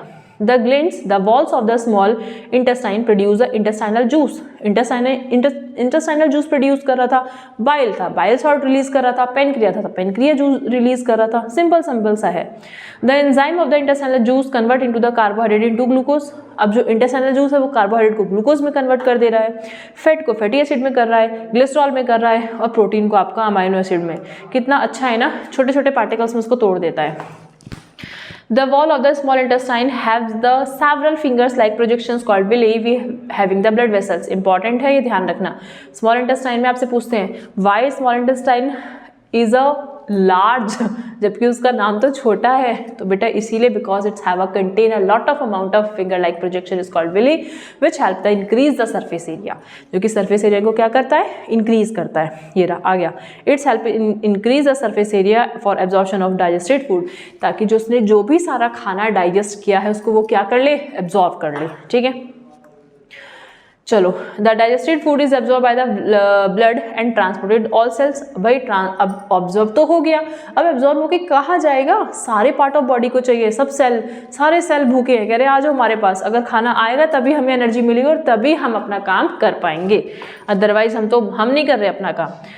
The digested food passes into the large intestine, और जो वेस्ट मटेरियल है, जो अनडाइजेस्टेड फूड है, वो लार्ज इंटेस्टाइन में चला जाएगा। In a large intestine water is absorbed in the large intestine, water आपका लार्ज इंटेस्टाइन में आ गया है। The movement of is regulated by the anal sphincter. अब हमारे एनस में भी हमारी क्या होती है, सम स्पिंस्टर मसल्स होती हैं, वो भी कॉन्ट्रैक्शन और रिलैक्सेशन करती हैं, जिससे हमारा वेस्ट मटेरियल एक्सक्रिएट आउट हो जाता है। ये देख रहे हो आप यहाँ पे, ये वाला पोर्शन ये रेक्टम और ये नीचे वाला पोर्शन हो गया आपका एनस। यहाँ पे इस तरीके की कुछ स्पिंस्टर मसल्स होती हैं जो कि कॉन्ट्रैक्शन और रिलैक्सेशन करती है, उसको बोलते हैं एनल स्पिंस्टर। ठीक है। The waste material is stored in the rectum and later remove through the anus. पहले कुछ टाइम के लिए स्टोर रहेगा रेक्टम में, फिर वेस्ट रिलीज आउट हो जाएगा थ्रू द एनस। नेक्स्ट आइए, नेक्स्ट में इसमें आप आपने पढ़ लिया द फूड टेकन। अच्छा, यहाँ से आपका रेस्पिरेशन शुरू होता है, आपका एक डाइजेस्टिव सिस्टम फिनिश। अब थोड़ा सा और पेशेंस रखिए, रेस्पिरेशन, सर्कुलेशंस, एक्सक्रिएशंस, तीनों सिस्टम पढ़ने हैं, और ट्रांसपोर्टेशंस इन प्लांट्स। फटाफट से फिनिश करते हैं हम इसको, फिर आपको दोबारा चैप्टर पढ़ने की जरूरत नहीं है, फिर बस क्वेश्चन सॉल्व करेंगे। ठीक है। The food takens during the nutritions used to provide energy to various its life process. मतलब जितने भी सारे न्यूट्रिशंस होते हैं वो हमारी लाइफ प्रोसेस में हमें क्या दे रहे हैं, सब न्यूट्रिशंस दे रहे हैं, सब हमें एनर्जी प्रोवाइड करा रहे हैं। ये आप देख रहे हो, सेलुलर रेस्पिरेशन हो रहा है। All living organism including the plants receive their energy required for their survival from a chief of the chemical reactions called respirations. अब आप दो पॉइंट्स में पढ़ते हैं, breathing and respiration. Breathing means exchange of gases, respiration respiration जो होती है वो जब आपने एक्सचेंज ऑफ गैसेस कर ली, अब वो यूटिलाइजेशन कैसे होगी, हमारी बॉडी में एल्वियोलाई टू टिश्यू और टिश्यू टू एल्वियोलाई कैसे जाएगी, वो हम रेस्पायरेशन में पढ़ते हैं। ठीक है जी।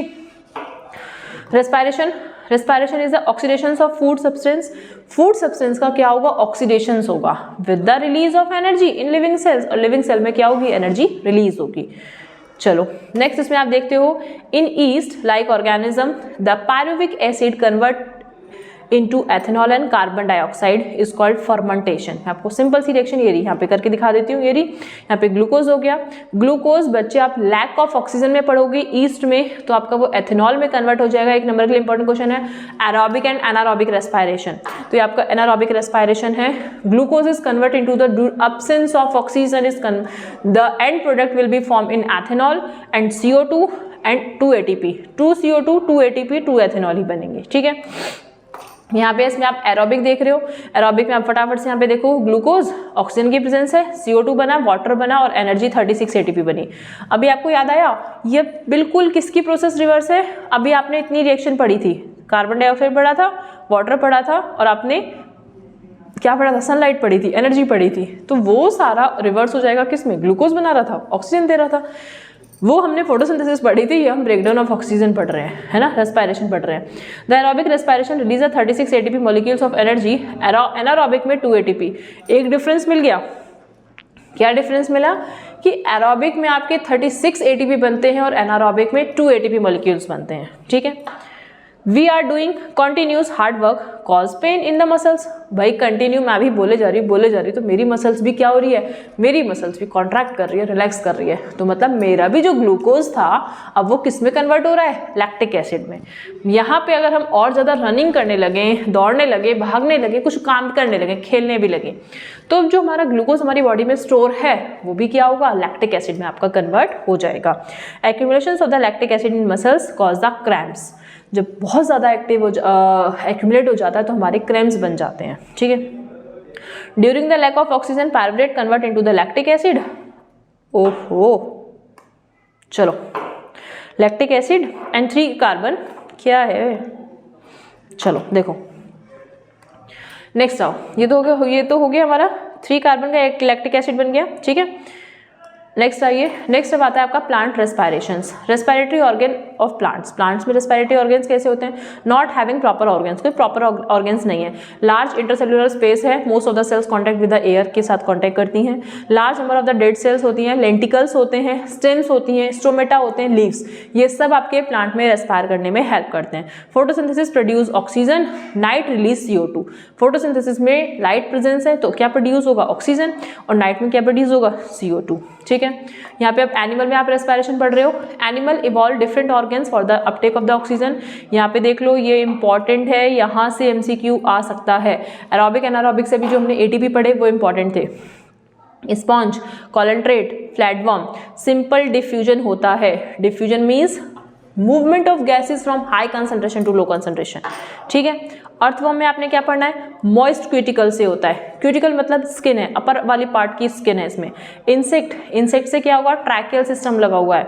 एक्वेटिक एनिमल गिल्स से होंगे, इनके पास गिल्स लगे होते हैं, कोई लंग्स नहीं है, छोटे छोटे से गिल्स होते हैं। स्पाइडर बुक लंग्स के थ्रू होते हैं। रेप्टाइल, बर्ड्स, मैमल, ये किसके थ्रू होता है, लंग्स के थ्रू।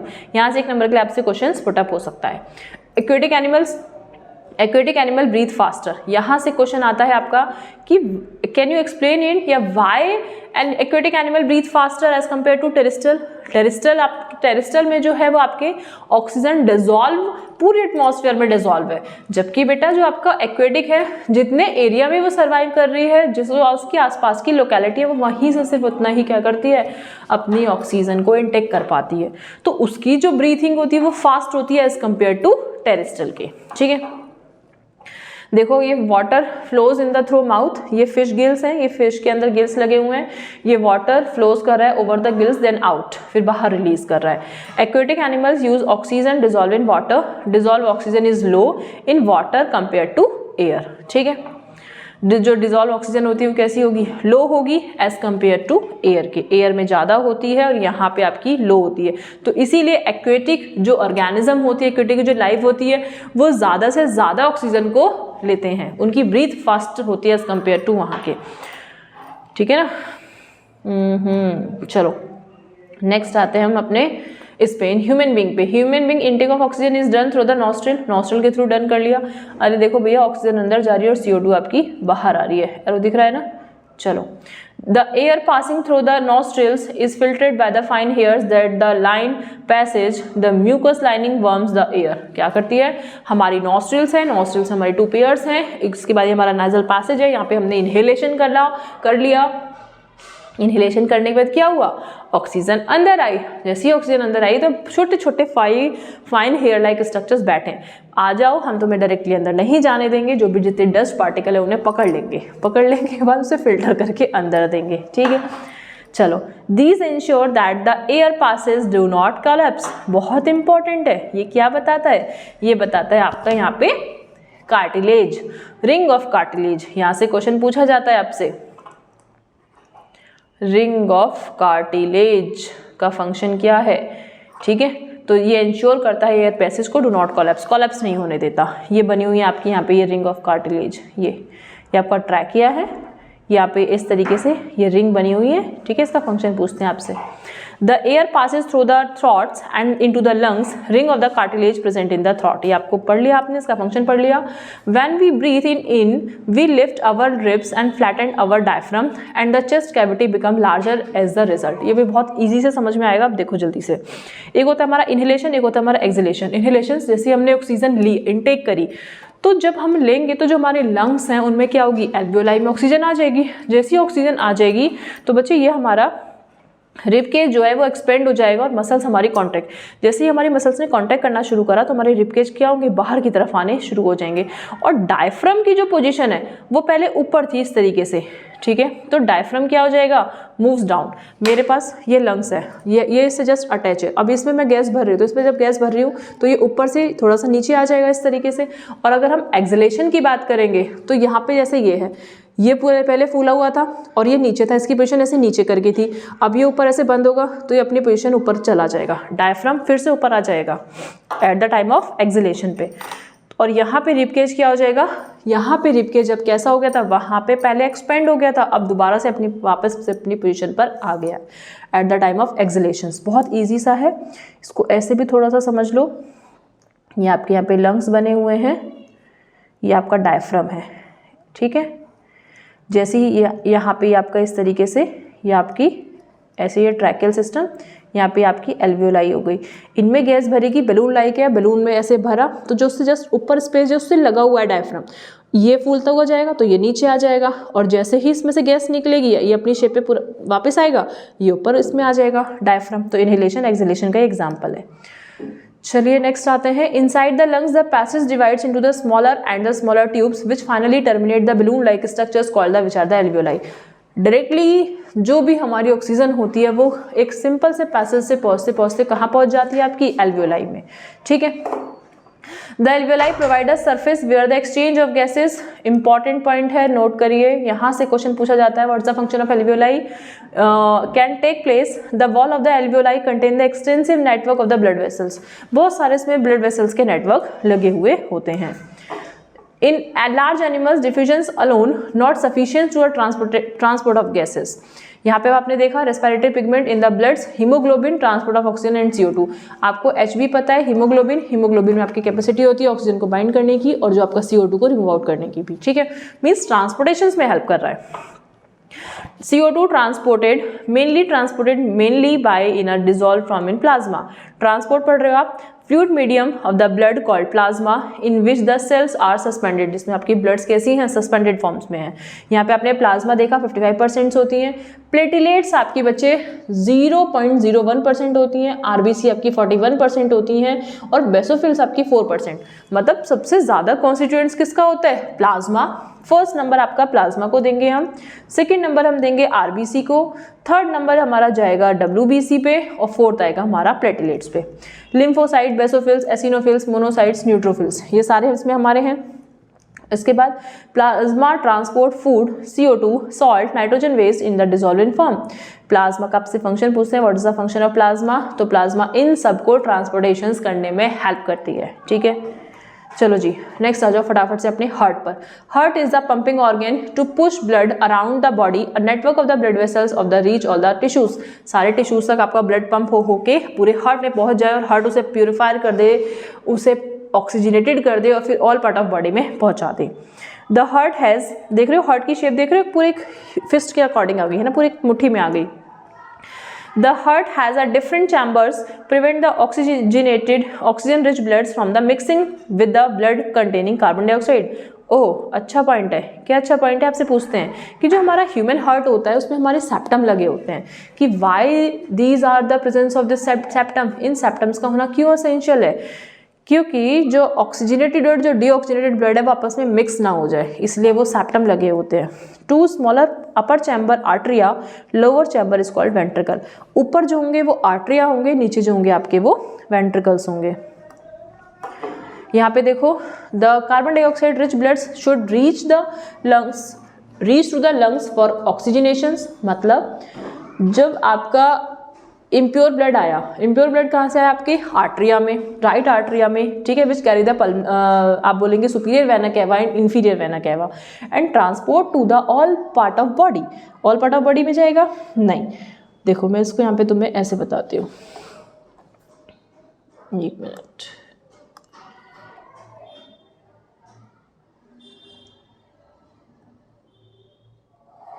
ये हम एक रफली पिक्चर्स ड्रॉ करते हैं ह्यूमन हार्ट की, जिसमें हम यहाँ पे इसमें हम क्या पढ़ते हैं, ये these are the 4 chambers of the human heart, ठीक है। And human heart is membrane is covered by the pleura. इसकी एक प्लूरा नहीं, पेरिकार्डियम। प्लूरा तो आपकी लंग्स की होती है, जो लंग्स उसे कवर करते हैं। ये जो मेम्ब्रेन है, इस मेम्ब्रेन का नाम है पेरिकार्डियम, ठीक है। यहाँ पे देखो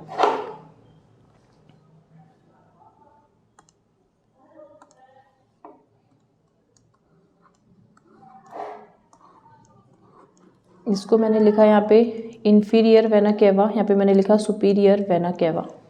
these are carry the both impure blood और both deoxygenated blood from the, कहाँ पे लेकर आ रहा है, यहाँ पे इसका नाम है आपका, मैंने यहाँ पे लिख दिया ये राइट आर्ट्रियम, ये राइट वेंट्रिकल, ये हो गया आपका लेफ्ट आर्ट्रियम, लेफ्ट वेंट्रिकल। बेटा यहाँ पे आपके वाल्व होते हैं, इनको बोलते हैं हम V1 वाल्व, और ये वाला ये जो है ऐसे करके ये 2 बने होते हैं, इसको हम बोलते हैं, इधर लिख रही हूँ मैं V2 वाल्व, ठीक है। इसमें आपका they are carry the vena cava, these are carry the impure blood, कहाँ पे लेकर आए, into the right atrium. And right atrium में आपका कॉन्ट्रैक्शंस होगा, कॉन्ट्रैक्शंस मतलब सिस्टोलिक प्रेशर क्रिएट होगा। देन दीज वाल्व ओपन्स, इन वाल्व का अनदर नेम भी आपका होता है, इसको हम बोलते हैं ट्राइकस्पिड। क्या नाम बोलते हैं इसको हम, ट्राइकस्पिड, ठीक है। यहाँ से क्वेश्चन आते हैं, इसको थोड़ा ध्यान से समझना। इसके बाद ये होते हैं हमारा bicuspid. V1 valve is known as the bicuspid valve. तो जब राइट आर्टरी में एक ब्लड का जो प्रेशर आ रहा है, तो दीज वाल्व आर ओपन, ये वाल्व ओपन हो जाएंगे। ओपन होते ही ये जो सारा ब्लड है वो नीचे आ गया, यहाँ पे आ गया राइट वेंट्रिकल में। अब राइट वेंट्रिकल में जो है वो आपका इस तरीके से यहाँ पे ये आपकी क्या होगी, यहाँ पे लगी हुई है आपकी, इसको हम बोलते हैं पल्मनरी आर्टरी। मैंने यहाँ पे इसका नाम लिख दिया शॉर्ट में PA का मतलब pulmonary artery carry the deoxygenated blood from the right ventricle towards the lungs, and lungs have a capable to pure because it contain a alveoli and alveoli it's help in the exchange of gases। यहाँ पे अब आपका pulmonary when होगा। Pulmonary when का arrow देखो मैंने ऐसे बनाया अंदर, और पल्मनरी आर्टरी का ऐसे बाहर बनाया है ना। तो pulmonary vein carry the oxygenated blood from the lungs towards the left atrium and are transferred into the left ventricle. और लेफ्ट वेंट्रिकल के बाद यहाँ पे आपका ऑर्टा होता है, और aorta it transport to the all part of body oxygenated bloods. यहाँ से क्या लेके जाएगा, aorta all part of body में लेके जाएगा। अब आई थिंक अब आपको ये जो समझ में आ जाएगा हम ये कैसे कैसे पढ़ेंगे। देखो, the CO2 rich blood should reach to the lungs CO2 rich है, ठीक है, वहाँ कहाँ पे जा रहा है, वो लंग्स के पास जा रहा है, किसके लिए, ऑक्सीजनेशन के लिए। The oxygenated bloods brought the back to the heart, उसके बाद ऑक्सीजनेटेड वापस आएगा कहाँ से, लंग्स से हार्ट के पास, and then to all the tissue, उसके बाद कहाँ जाएगा, ऑर्टा के थ्रू ऑल टिश्यू में चला जाएगा। यहाँ से आपने ये पढ़ लिया, ये मैंने आपको पूरा इसकी प्रोसेस समझा दी कि हमारा ब्लड कैसे कैसे ट्रांसफ़र होता है, हार्ट में हमारा ब्लड कैसे ट्रांसफ़र होता है। यहाँ पे पढ़िए double circulations, the passage of the same blood twice through heart in order to the complete one cycle. मतलब ये जो हमारी पूरी साइकिल होती है ना, डबल जो सर्कुलेशंस होता है, इसका मतलब क्या है, एक बार इम्प्योर ब्लड हमारी बॉडी से आया, लंग्स इसमें आया, हार्ट में आया, हार्ट से लंग्स में गया, लंग्स से फिर हार्ट में आया, फिर पार्ट ऑफ बॉडी में गया। दैट मीन्स उसने ट्वाइस टाइम घुमाए, तो ट्वाइस टाइम घूम के ही अपनी साइकिल पूरी करी, इसलिए उसको बोलते हैं double circulation. Pulmonary circulations, the blood pumped by the right ventricle deoxygenated blood, ये भी सारी कहानी वही लिखी जो मैंने आपको समझाई है, is transported through the pulmonary artery to the lungs. CO2 is exchanged with the O2 and returned to the back of the heart through the pulmonary vein. अगर आपको अब ये पॉइंट्स लाइन नहीं समझ में आ रही तो इसको दोबारा से आप थोड़ा सा आप पीछे जाओ और उसको जितना भी मैंने सारा समझाया उसको दोबारा से समझो, फिर ये सारी कहानी समझ में आएगी। आगे आओ। नेक्स्ट आपका कहता है सिस्टमेटिक सर्कुलेशन। सिस्टमेटिक सर्कुलेशंस क्या होता है, देखो ये the oxygenated blood from left ventricle is transported through the aorta, left ventricle से कहाँ जाएगा, ऑर्टा में जाएगा, to different parts of the body और सेल में जाएगा, वेयर ऑक्सीजन इज एक्सचेंज हो जाएंगे with the CO2 and return to the heart through the vena केवा।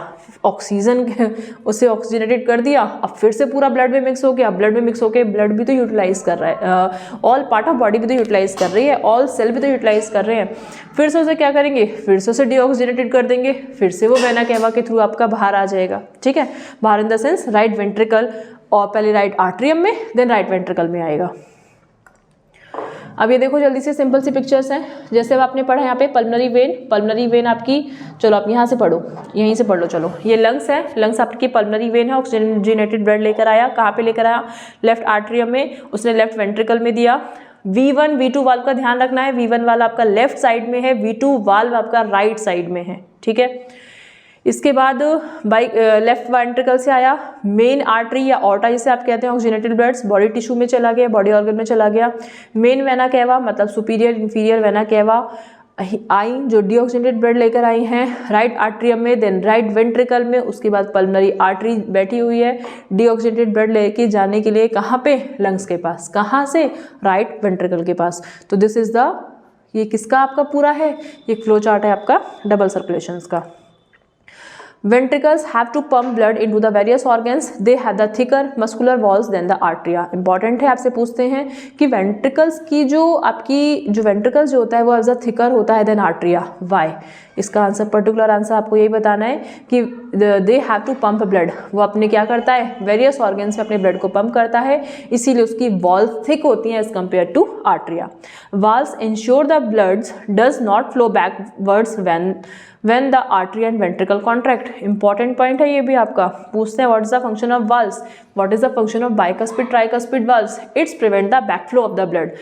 ये अगर एक बार blood, जैसे आप देख रहे हो यहाँ से ये है, ये आर्ट्रिया है, आर्ट्रिया से अगर नीचे वेंट्रिकल में आ गया और ये जो वाल्व है, ये वाल्व इसने ओपन या ओपन मतलब खुल गए एक बार, तो ये बैकफ्लो नहीं जाने देता, ऊपर से नीचे से ऊर्ध्वर ऊपर नहीं जाने देता, ठीक है। सर्कुलेटरी पाथवे में क्या आता है, इसमें आपके दो टाइप से होते हैं, ओपन और क्लोज होते हैं। एक ओपन सर्कुलेशन, यहाँ से आपके 1 मार्क्स से क्वेश्चन पूछा जा सकता है कि इंसेक्ट, मोलस्कास, large vessels open into the sinuses. Directly इसमें जो आपका जो ब्लड का सर्कुलेशन होता है वो साइनसेस में डायरेक्टली जाके ओपन हो जाता है, उसको बोलते हैं ओपन सर्कुलेशंस। क्लोज सर्कुलेशंस का मतलब होता है blood passes through the close network of the blood vessels. यहाँ पे डायरेक्टली आपकी ब्लड साइनसेस में नहीं जाएगा, पहले छोटी छोटी वेसल्स में जाएगा, ब्लड पास होता हुआ, उसको बोलते हैं आप क्लोज सर्कुलेशंस। यहाँ पे हम चैम्बर्स ऑफ हार्ट पढ़ते हैं, इसमें हमारा 2 चैम्बर्स ऑफ हार्ट होता है, 1 आर्ट्रियम 1 वेंट्रिकल। आपसे एग्जांपल पूछ लेता है 2 चैम्बर्स ऑफ हार्ट किस में होते हैं, हमारे फिश में होते हैं। 1 आर्ट्रिया होगा, 1 वेंट्रिकल, कोई झंझट नहीं, सिंपल सा होगा, बाई गिल्स के थ्रू और ऑक्सीजनेटेड तो वो कर ही देगा, लंग्स नहीं है इसके पास, है ना, सिंगल सर्कुलेशन होगा इसमें। नेक्स्ट इसमें आता है आपका एम्फीबियंस एंड रेप्टाइल्स। एम्फीबियंस और रेप्टाइल्स में 3 चैम्बर्स होंगे, 2 आर्टरिया होंगे, 1 वेंट्रिकल होंगे, पार्शियल डबल सर्कुलेशन होगा। यहाँ पे पिक्चर्स आप देख रहे हो एम्फीबियंस की, मेंढक बैठा हुआ है। रेप्टाइल्स की आप देख रहे हो, एक्सेप्ट बर्ड में आप देख रहे हो उसके रेप्टाइल्स में स्नेक है, और मैमल्स और बर्ड्स 4 चैम्बर होता है। यहाँ पे इसमें अगर आपने देखना है लंग्स एंड स्किन कैपिलरीज हो गई, ये आपका आर्ट्रियम हो गया, ये आपका वेंट्रिकल हो जाएगा यहाँ पे ये इसमें, ठीक है। सिस्टमैटिक कैपिलरीज हो गई, सिस्टमैटिक सर्कल्स। पूरा आपको बनाने के लिए नहीं आता, यहाँ से सिर्फ क्वेश्चन आपसे पूछ सकता है कि सिंगल सर्कुलेशन किस में होगा, डबल सर्कुलेशन किस में होता है, पार्शियल डबल सर्कुलेशन किस में होता है, और साथ साथ कितने कितने चैम्बर्स होते हैं, विद एग्जाम्पल्स आपको पता होना चाहिए। The tube blood vessels, the arteries are the vessels which carry the blood away from the heart. पूछते हैं what is the function of arteries? तो which vessels which carry the blood away from the heart to various organs of the body.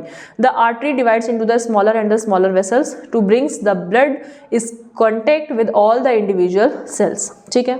Veins क्या करती हैं, collect the blood करती हैं from the different organ से and bring it to the heart. वो arteries आपकी away from the heart लेकर जा रही हैं, और वेन जो है वो टुवार्ड्स द हार्ट लेकर आ रही है, या बैक टू द हार्ट लेकर आ रही है, ठीक है। The smallest vessels have the walls which are 1 cell thick are called capillaries. अब भाई इसका केस बहुत अच्छा सा है, जल्दी से समझ लो। आर्टरीज, वेन्स और कैपिलरीज, आपकी आर्टरीज इम्प्योर ब्लड लेकर आ रही हैं, वेन्स आपकी प्योर लेकर आ रही हैं, और उन दोनों के बीच में कौन बैठा हुआ है, कैपिलरीज बैठी हुई है ट्रांसपोर्टेशन करने के लिए। ड्यूरिंग अ कट ब्लड में come out but stop after some time. Cutting हो गई मतलब इंजरी हो गई, इंजरी कॉज होने के बाद ब्लीडिंग होने लगी और कुछ टाइम बाद वो स्टॉप हो गई। Lead to the loss of pressures, affect plumbing of the vital organs. Platelets कौन है यहाँ पे, प्लेटिलेट्स उसको क्या करेगा, कंट्रोल करेगा, उसको स्टॉप करेगा, ठीक है, as a coagulate of the blood, as a clotting of the blood, of the blood helping in the clot of the bloods at these point of injury। Injury के आने के बाद उसको क्या कर देगा, क्लॉट कर देगा। लिम्फ, छोटा सा टॉपिक आपका एनसीईआरटी में लिम्फ भी दिया हुआ है। लिम्फ देखो जल्दी से क्या कहते हैं। लिम्फ अभी आप देखते हो यहाँ पे, a yellowish fluid escape from the blood capillaries into the intercellular space. जो इंटरसेलुलर स्पेस होता है उसमें आपकी छोटी छोटी कैपिलरीज होती हैं जो कि येलोइश कलर की होती हैं। Contain less protein than blood. Blood में जितना प्रोटीन होता है ना उसमें इतना प्रोटीन नहीं होता, बट होता है, थोड़ा थोड़ा होता है। Lymph flow from the tissues to the heart assisting in ट्रांसपोर्टेशंस।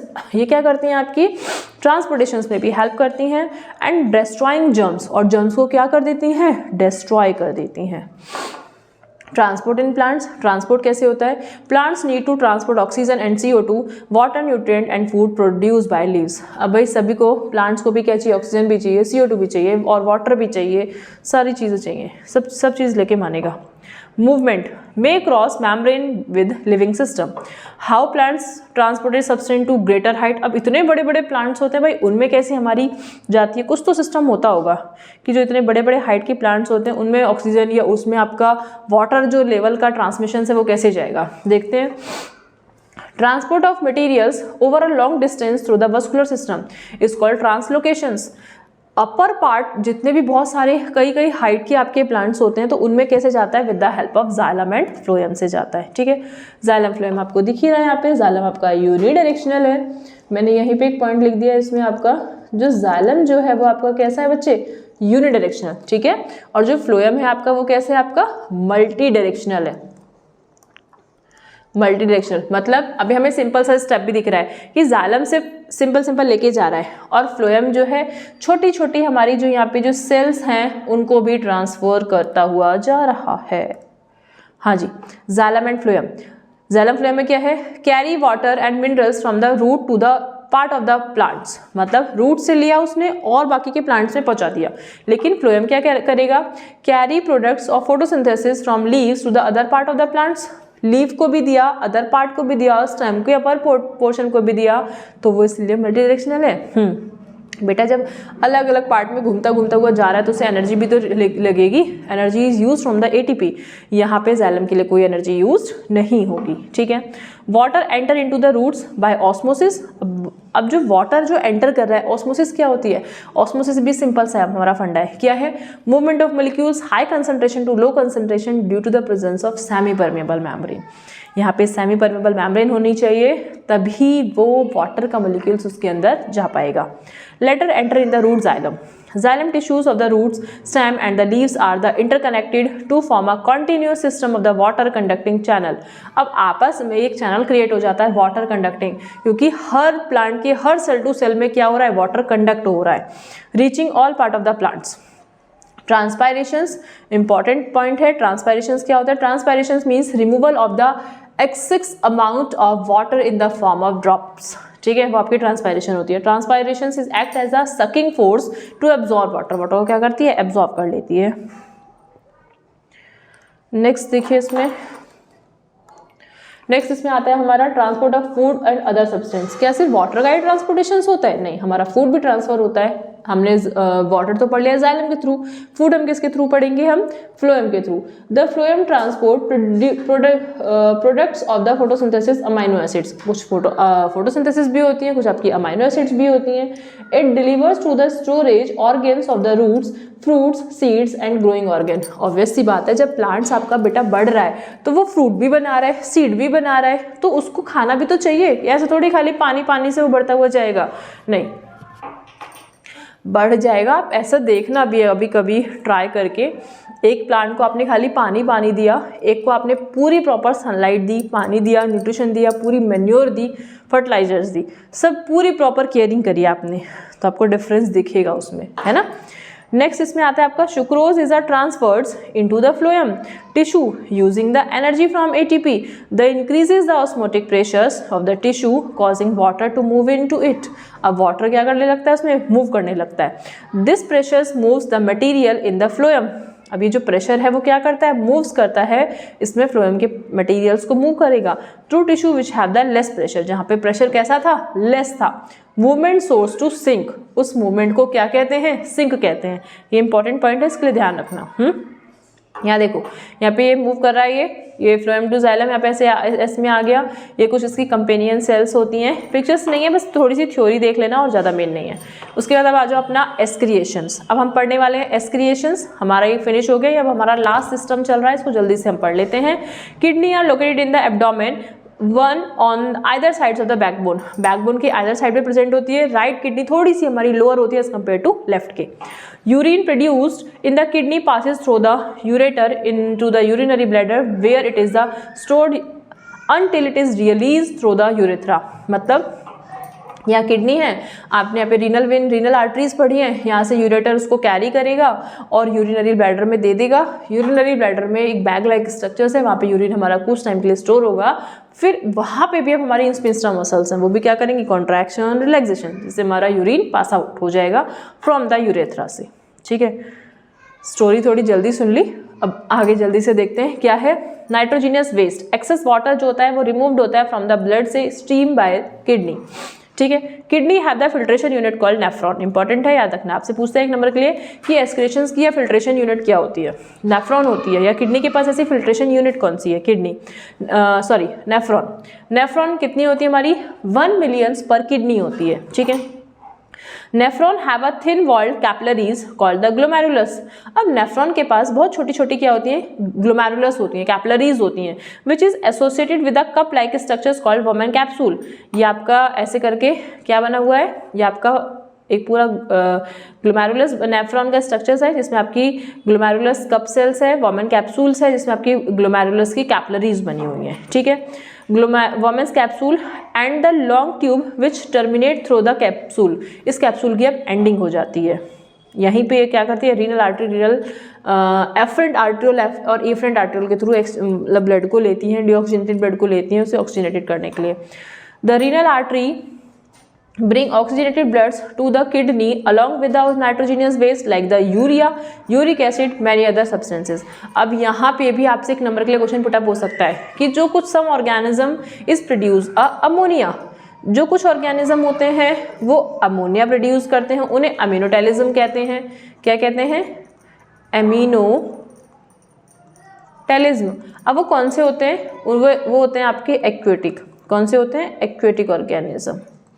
ठीक है, अब एक ये तो फर्स्ट हो गया। अब सेकंड में क्या हो गया? विच प्रोड्यूसर यूरिक एसिड। जो यूरिक एसिड प्रोड्यूस करेंगे वो कौन से होते हैं? उन्हें हम बोलते हैं यूरिकोटेलिज्म। यूरिकोटेलिज्म,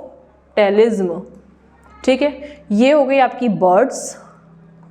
इसके बाद थर्ड पॉइंट में क्या आता है आपके यूरियो या यूरियो, पहले लिख लो यूरियोटेलिज्म,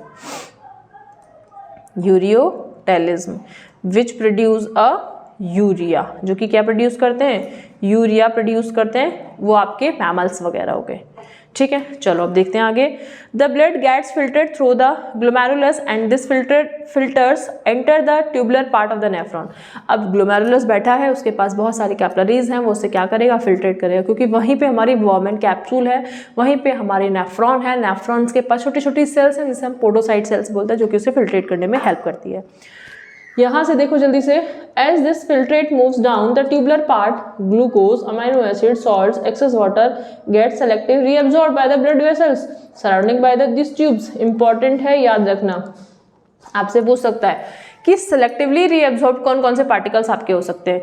ग्लूकोज हो सकता है, सॉल्ट हो सकता है, अमाइनो एसिड्स हो सकता है, एक्सेस ऑफ वाटर हो सकता है, ठीक है।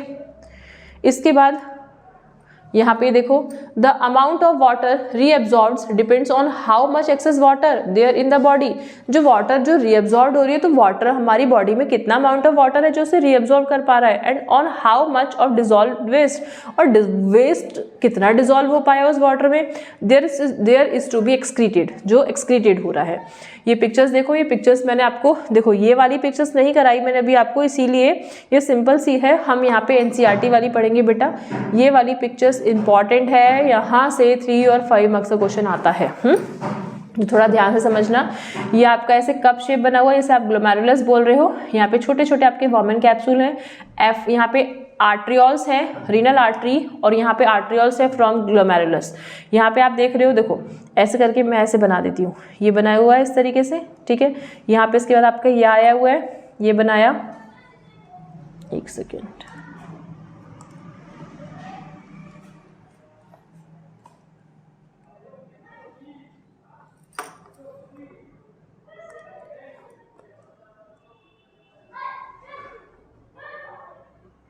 ये आपका यू शेप का स्ट्रक्चर्स हो गया, this is called the Henle loop. इसे क्या बोलते हो आप, हैनल लूप। ये आगे जाके इस तरीके से कलेक्टिंग डक्ट में कन्वर्ट हो जाता है, ठीक है। ये यहाँ पे बेटा इस तरीके से ये क्या होंगे आपकी, ये पीसीटी और ये डीसीटी, ये जो आपकी बन रही है ना ये मेम्ब्रेन्स, ऐसे ये अपर पोर्शन आपका पीसीटी होता है, नीचे वाला आपका डीसीटी होता है, proximal convoluted tubule, distal convoluted tubules, ठीक है। देखो ये ब्रांच ऑफ वेन्स हो गई, यहाँ पे आपका लूप ऑफ हैनल हो गया, ये Henle loop means U shape का स्ट्रक्चर्स हो गया। यहीं पर आपका क्या होता है, ऑस्मोलैरिटी लेवल होता है, यहीं पर आपके एक्सचेंज ऑफ जो भी आपके आप बोलो वाटर्स बोलो, सॉल्ट बोलो, ठीक है, विटामिन्स बोलो, यहीं पर आपका एक्सचेंज होता है। इसके बाद आपका यहाँ पे ये डिस्टल ट्यूब हो गया फ्रॉम द अनदर नेफ्रॉन, ये अनदर नेफ्रॉन से कनेक्ट हो जाएगा, बाकी कलेक्टिंग डक्ट। ये आपकी एक नेफ्रॉन की पिक्चर है, ऐसी हमारी कई सारी मिलियंस ऑफ नेफ्रॉन्स हमारी बॉडी में प्रेजेंट होते हैं। From the kidney the urine enter to ureters, later stored in the urinary bladder. अभी हमने पढ़ा, यहाँ से सब फिल्टर होके कहाँ आता है, यूरेटर में, यूरेटर के बाद यूरिनरी ब्लैडर में जाएगा।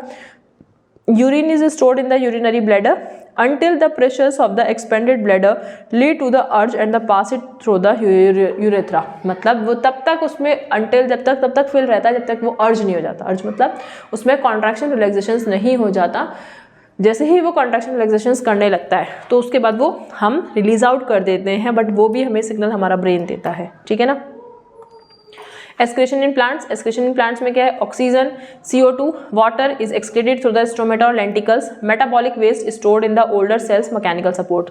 कुछ आपकी मेटाबॉलिक वेस्ट होती है, वहीं से रिलीज आउट होती है, जो कि आपकी मैकेनिकल सपोर्ट को क्या करती हैं, प्रोवाइड कराएंगी। ऑक्सीजन, CO2, लेंटिकल्स होंगे, वो भी आपके रिलीज आउट होंगे।